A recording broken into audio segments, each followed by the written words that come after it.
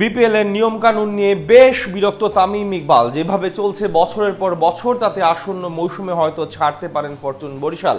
দলটার স্বপ্ন যেখানে টানা হ্যাট্রিক শিরোপার দিকে, সেখানে দলনেতাই ছেড়ে দিতে পারে ফ্র্যাঞ্চাইজে।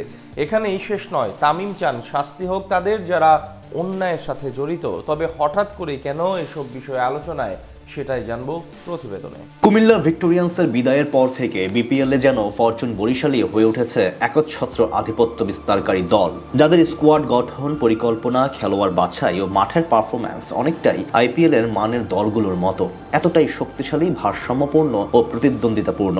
গত 2 মৌসুমে বরিশাল যেভাবে টানা 2বার চ্যাম্পিয়ন হয়েছে, তা শুধু মাঠের ফল নয়, বরং সুপরিকল্পিত ব্যবস্থাপনা ও তামিম ইকবালের দূরদর্শী নেতৃত্বের ফল, যেখানে অভিজ্ঞতা, পারফরম্যান্স আর নেতৃত্ব একাকার হয়ে ওঠে সাফল্যের মূল চাবিকাঠি। দলটি কেবল ম্যাচ জেতেনি, মাঠে আধিপত্য বিস্তারে অন্য সব দল থেকে এক ধাপ এগিয়ে থেকেছে। তবে এই দুর্দান্ত সময়ের মাঝেই এখন বড় শঙ্কা, তামিম ইকবাল যদি পরবর্তী মৌসুমে না থাকেন, তাহলে এই ধারাবাহিকতা ধরে রাখা বরিশালের জন্য হবে বিশাল চ্যালেঞ্জ। বিপিএল এর দল বদলের অনিশ্চয়তা, রিটেইন নীতির অস্পষ্টতা এবং ফ্র্যাঞ্চাইজি ব্যবস্থাপনার অভাবপূর্ণ দিকগুলো মিলিয়ে এই সম্ভাবনাকে একেবারে উড়িয়ে দেওয়া যায় না। কারণ তামিম শুধু একজন ওপেনার বা অধিনায়কই নন, তিনি বরিশালের চিন্তা ভাবনার কেন্দ্রবিন্দু, যাকে ঘিরেই মাঠে ও মাঠের বাইরে গড়ে উঠেছিল ছন্দবদ্ধ একটি স্কোয়াড। তিনি সিদ্ধান্ত নিতেন কারা আসবে, কারা খেলবে, দলে কাদেরকে দরকার, অথচ তাকে ঘিরেই এখন শঙ্কা। তার বিদায়ে দল যেমন নেতৃত্ব শূন্য হয়ে পড়বে, তেমনি হারাবে সেই নির্ভরতার জায়গাটিও,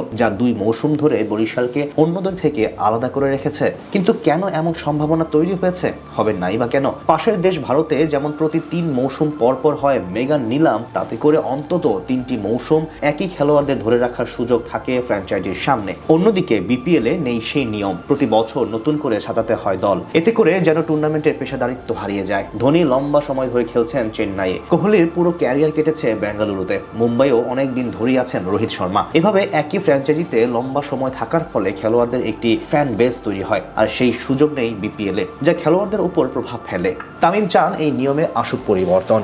একজন খেলোয়াড় একই দলে লম্বা সময় থাকার সুযোগ পেলেই তবে পেশাদারিত্ব বাড়বে। এদিকে প্রতি বিপিএলেই কিছু না কিছু ত্রুটি থাকেই, এছাড়াও ঘটতে দেখা যায় অনিয়ম, অপ্রত্যাশিত ঘটনা। তাই দেশ সেরা ওপেনারের চাওয়া, এসব কাজে যারা জড়িত থাকে, বিসিবি যেন তাদেরকে শাস্তির আওতায় এনে সাজা দেয়, তাতে করে কমে যাবে অসংখ্য অনিয়ম।